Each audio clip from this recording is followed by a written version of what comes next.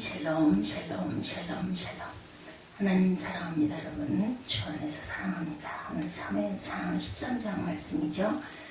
사울이 하나님께 번제를 드림으로 범죄하는 사건, 그리고 다시 또 블레셋과의 전쟁이 일어나는 사건들이 나타나 있습니다.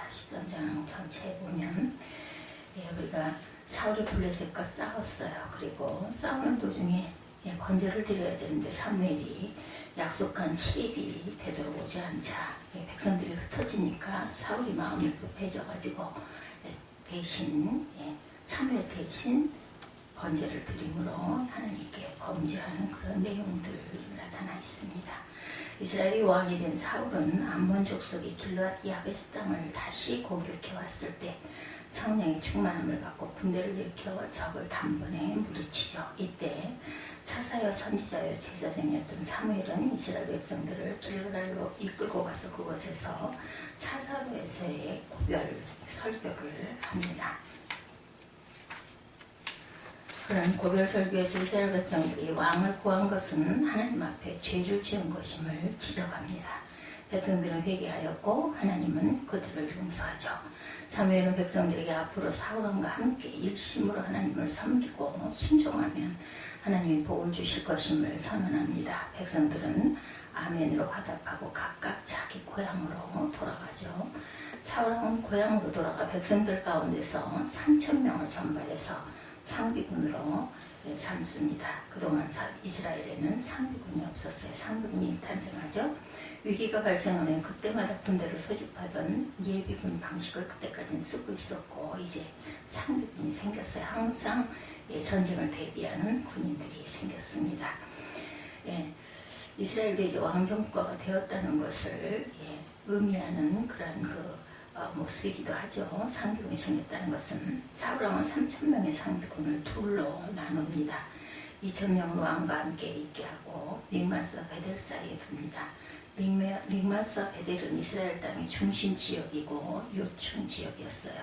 나머지 1천은 아들 요나단에게 주어서 자신의 고향이면서 베냐민 지파의 중심 성읍인 기브아에 주둔시킵니다. 사울왕은 상비군을 보유함으로 이방 나라의 왕처럼 왕으로서의 위엄과 권위를 얻게 되죠. 사울은 이제 본격적으로 왕권을 행사하면서 통치를 시작합니다. 그런데 사울왕이 왕의 위용을 갖춘 후에 행한 첫 번째 행동은 블레셋 족속의 군대를 공격한 것이었습니다. 블레셋 족속은 사사시대 동안 줄기차게 이스라엘을 괴롭혀왔고 여전히 이스라엘 땅의 일부를 점령하고 살고 있었어요. 그래서 사울은 왕으로서의 블레셋 족속에게 빼앗긴 땅을 차지하려고 국경지대에 블레셋 군대가 주둔하고 있는 게바를 공격하죠. 공격의 선봉에는 용맹한 요나단이 앞장을 섭니다.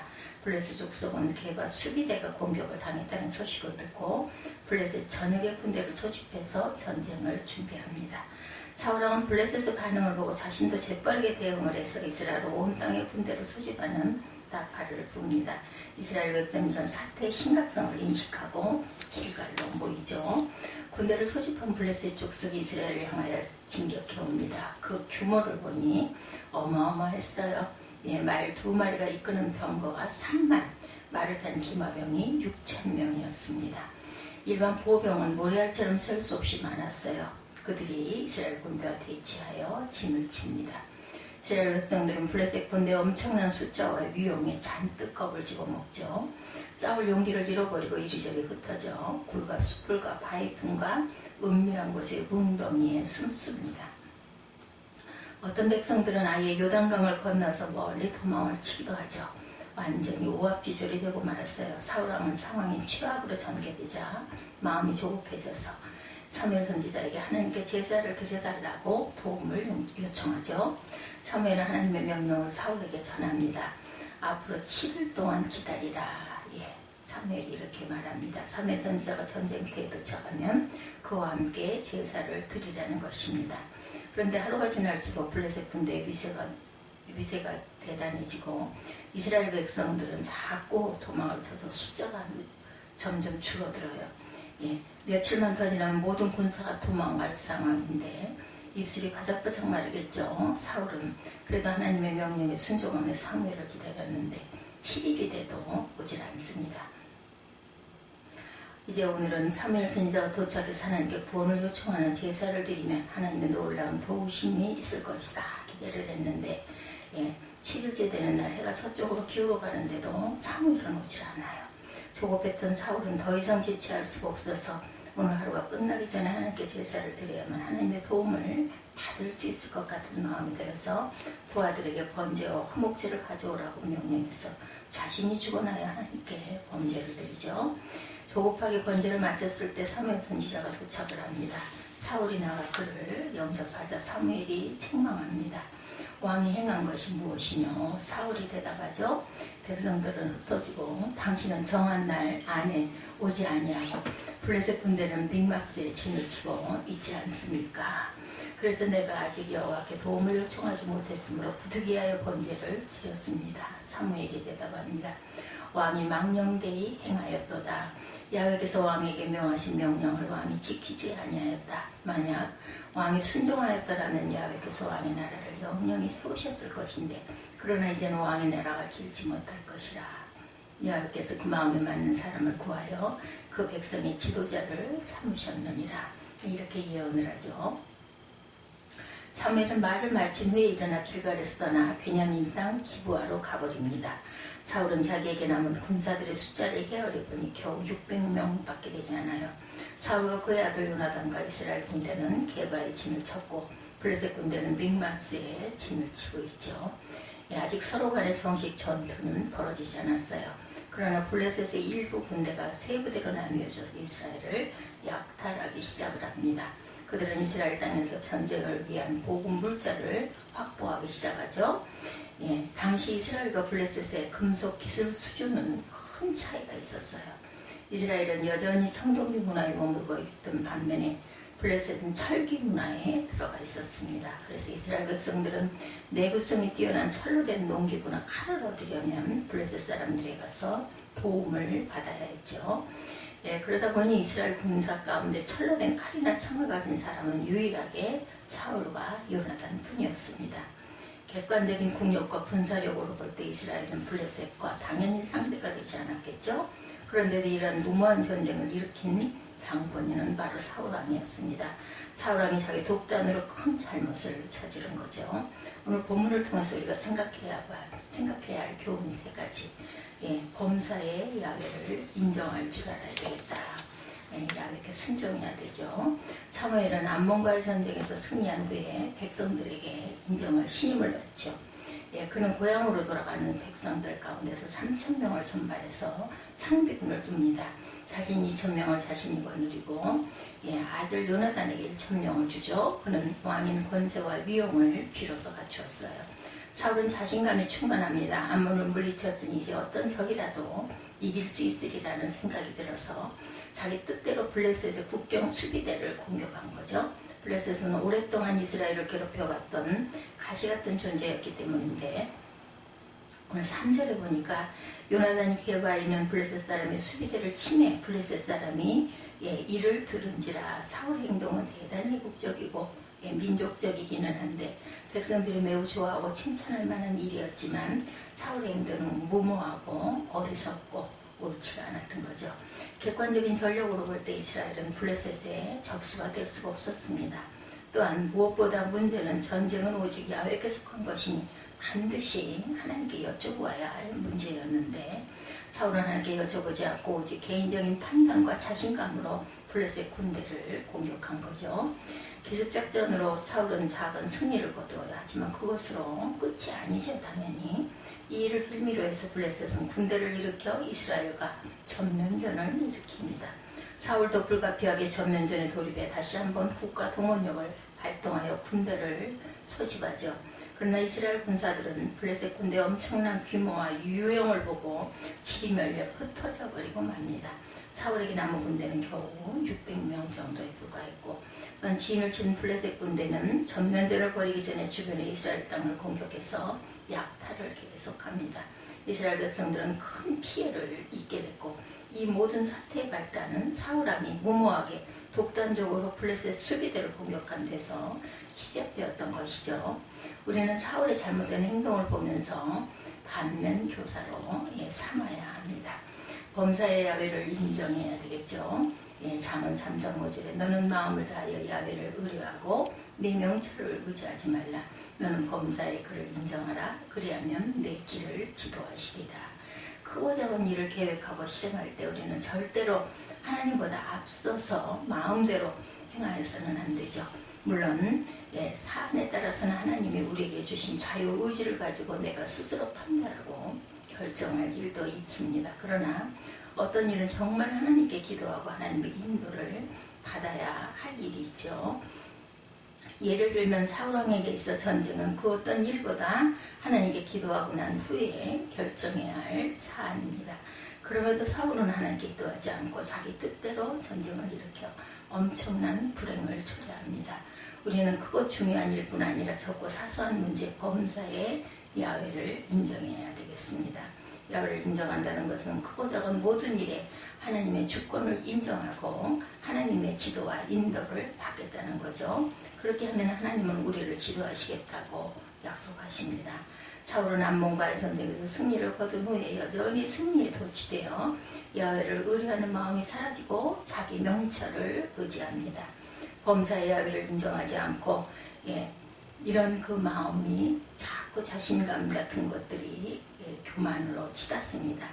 우리는 이렇게 사울 같아져서는 안 되겠죠. 마음을 다해 야훼를 의뢰하고 내 명철을 의지하지 말고 범사의 야훼의 주권을 인정해야 합니다. 그러면 하나님이 나의 길을 친히 지도해 주신다는 약속이 있으시죠. 범사의 야훼를 인정함으로써 하나님의 지도를 받는 저와 여러분이 되시기를 주님의 이름으로 축복합니다. 또한 두 번째, 인내를 온전히 이루어야겠습니다. 사울이 자기 독단으로 블레셋과의 전쟁을 일으키고 위기를 자초하고 난 뒤에 뒤늦게 하나님께 도움을 요청하죠.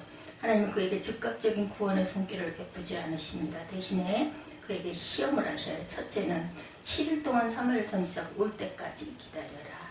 둘째는 사무엘 선지자가 도착하면 그와 함께 제사를 드려라. 사무엘상 3장 8절에 사울이 사무엘에 정한 기한대로 이레를 기다리되, 사울도 처음에는 자신의 성급하고 무모한 전쟁을 일으킨 것을 반성하면서 7일 동안 반성하는 마음으로 사무엘 선지자가 전쟁터에 도착하기를 기다렸어요. 7일째 되는 날 사울은 오늘은 꼭 사무엘 선지자가 도착해서 그와 함께 하나님께 제사를 드리면 하나님께서 구원의 손길을 베풀어 주시리라고 기다립니다. 그리고 믿었습니다. 그런데 해가 서쪽으로 뉘어 넘어가는데도 사무엘 선지자는 나타나지 않습니다. 이대로 해가 서쪽으로 넘어가서 하나님의 정하신 7째 날에 제사를 드리지 못한다면 하나님의 도움도 없을 것이다, 이런 두려움이 들어요. 더 이상 지체할 수가 없는 사울은 선지자가 도착하지 않았지만 하나님께 제사를 드린다면 아무 문제가 없을 것이다, 이런 생각을 하고 사무엘 선지자가 도착해서 그와 함께 제사를 드리는 것은 하나님의 엄중한 명령이었음에도 불구하고 다시 한번 자기 독단으로 하나님의 명령을 어기고 스스로 제사를 주관해서 번제와 화목제를 하나님께 드리죠. 제사를 마치자마자 사무엘 선지자가 도착을 합니다. 사무엘 선지자는 사울왕의 행동을 책망하며 하나님의 징계를 드디어 선언하죠. 하나님의 사울의 불순종과 불신앙을 보시고 매우 실망을 하셨고, 그리고 사울왕의 왕권 계승이 오래가지 않을 것을 사무엘은 선언합니다. 하나님의 마음에 합한 다른 사람을 선택해서 그에게 왕권을 넘겨줄 것이다, 이렇게 말씀하죠. 겉으로 보면 사울의 입장에서는 억울하다는 생각이 들 수도 있어요. 기한을 지켰는데, 그리고 백성들은 뿔뿔이 자꾸 흩어지는데, 해는 뉘엿뉘엿 넘어가는데 날이 저물도록 오지 않으니까 혼자서 제사를 드릴 수도 있고, 반드시 사무엘이 없어도 하나님께 제사를 드리면 된 것이 아닌가, 이 급한 상황에 이런 생각이 들 수도 있지만, 하나님이 왜 사울에게 7일을 기다리게 하셨을까요? 그 이유를 생각해보면, 사울이 블레셋과의 전쟁을 일으킬 때 하나님께 묻지 않고 자기 독단으로 전쟁을 일으켰어요. 매우 왕으로의 위험한 행동이 아닐 수 없었습니다. 특히 나라 일 가운데 가장 큰 일, 전쟁, 백성들에게 피해가 가는 일이죠. 그런 큰 일을 경험함에 있어 사울이 독단으로 했다면 다른 일은 말할 것도 없이 사울이 독단으로 행할 것이 뻔하기 때문에 하나님께서는 사울의 잘못된 행동을 보시고 훈련시키시고 연단하시기로 작정하셔서 다급한 상황임에도 불구하고 사울에게 7일 동안 사무엘 선지자가 올 때까지 기다렸다가 사무엘 선지자가 도착하면 그와 함께 제사를 드리라고 명령하신 것인데 사무엘 선지자는 실지 되는 날 거의 해가 질 무렵에 도착을 합니다. 하나님은 사무엘을 하여금 늦게 도착하게 하신 이유가 있으셨겠죠. 하나님이 사울에게 인내를 온전히 이루게 하기 위함이었다. 사울이 인내하지 못하고 조급하고 성급하게 자기 독단을 행하는 습관이 있었기 때문에 그것을 고치시려는 의도였습니다. 사울은 결국 하나님의 시험을 통과하지 못하고 불순종해서 하나님의 징계를 받고 맙니다. 안타까운 모습이죠. 우리도 하나님께 시험을 받을 수가 있어요. 예, 하나님이 우리를 훈련하시고 연단하시고 온전케 하시기 위해서 시험하실 때가 있으십니다. 시험을 당할 때 무엇보다 우리는 믿음으로 인내해야겠다. 야고보서 1장 2절부터 보면 내 형제들아 너희가 여러 가지 시험을 만나거든 온전히 기쁘게 여기라. 인내를 온전히 이루라. 이는 너희를 온전하고 구비하여 조금도 부족함이 없게 하려 함이라. 인내를 온전히 이루어야 한다는 거죠. 사울은 인내를 온전히 이루지 못했어요. 사울이 만약 7일이 꽉 차기까지 해가 저문다 할지라도 기다리고 순종했더라면 사무엘 선지자는 반드시 왔을 것이고 제사는 하나님의 말씀대로 순종해서 함께 드릴 수 있었을 것입니다. 그러므로 우리도 여러 가지 시험을 만날 때 온전히 기뻐하고 하나님께서 이 시험 뒤에 주실 은혜와 복을 고대하는 그런 믿음을 가지시기 바랍니다. 인내를 온전히 이루고 인내는 우리를 온전하고 부족함이 없는 사람으로 만들어서 하나님께 더 큰 은혜와 복을 받게 될 것이라는 것을 믿고 가십시다. 세 번째, 지체하지 말고 잘못된 것은 회개해야죠. 사울이 온전히 인내하지 못하고 스스로 제사를 주관해서 드렸을 때 사무엘이 도착합니다. 사무엘은 사울의 행동을 보고 매우 화를 내며 그를 책망하죠. 그런데 사울은 자신의 행동에 대해 반성하지 않고 변명하기에 급급합니다. 사무엘은 사울의 행동을 한마디로 압축하여 평가하죠. 왕이 망령 때에 행하였도다. 망령 때 행동이란 영적으로 분별력이 없는 행동이고 육체의 욕심을 따라서 행한 것이다 라는 뜻입니다. 그래서 하나님이 사울에게 왕위를 빼앗아 하나님의 마음에 합한 사람에게 넘겨줄 것이라 이렇게 선언하죠. 그리고 사무엘은 곧바로 사울의 곁을 떠나죠. 그런데 이상한 것은 사울이 하나님의 무서운 심판과 징계에 대해 들었음에도 불구하고 아무런 반응을 보이지 아니하였다는 겁니다. 사울은 당장 징계가 없으니 사무엘의 예언을 우습게 생각을 했을지 그래서 사울은 하나님께 직접 회개하지 않았는지는 모르겠지만 떠나가는 사무엘을 붙잡고 내가 잘못했으니 하나님께 기도해달라고 요청하지를 않습니다. 너무 쉽게 사무엘을 그냥 떠나보내버렸어요. 사울에게는 회개할 수 있는 두 번의 기회가 있었죠. 첫 번째 기회는 사무엘 선지자가 막 도착했을 때 사무엘이 왕이 행한 것이 무엇이냐 물었을 때 사울이 그 자리에서 즉시 회개했더라면 하나님이 엄한 징계를 내리지는 않았을 것이나 그런 첫 번째 기회를 놓쳤습니다. 두 번째 기회는 사무엘이 하나님의 엄중한 심판을 예언한 후에 그때라도 사울이 사무엘의 옷을 붙잡고 회개했다면 내가 하나님께 불순종했으니 하나님께서 기도하여 나를 용서하여 달라고 이렇게 고백했더라면 하나님은 징계의 수위를 낮추어 주셨을 것입니다. 왜냐하면 성경에 보면 그런 예가 많이 있죠.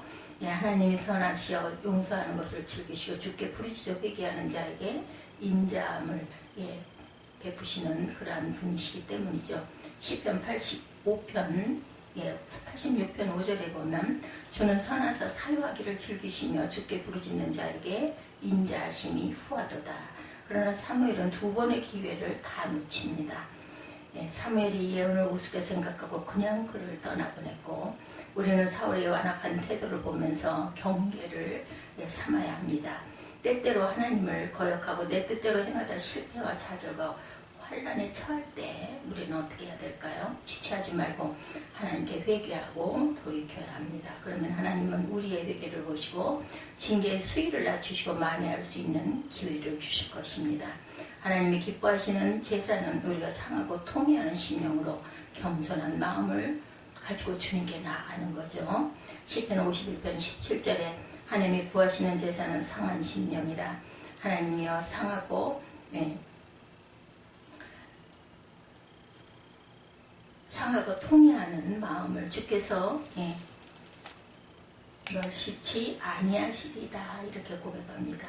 우리가 사울처럼 잘못된 길로 들어섰을 때 하나님의 징계를 받고 뒤늦게 깨달았을 때, 늦었다고 생각할 때, 그때가 바로 가장 빠를 때다. 지체하지 말고 주님께 돌아가야 합니다. 그러면 좋으신 하나님 아버지께서 우리를 용납해 주시고 다시 시작할 기회를 주신다는 거죠. 오늘 본문의 사건을 통해서 우리는 사울의 잘못된 행동을 보면서 세 가지 교훈을 받습니다. 첫째는 범사의 야훼를 인정하자. 범사에 하나님께 기도하고 하나님의 인도를 받자. 둘째는 인내를 온전히 이루자. 셋째는 지체하지 말고 회개하자. 이런 믿음이 저와 여러분에게 계시기를 주님의 이름으로 축복합니다. 기도하시겠습니다.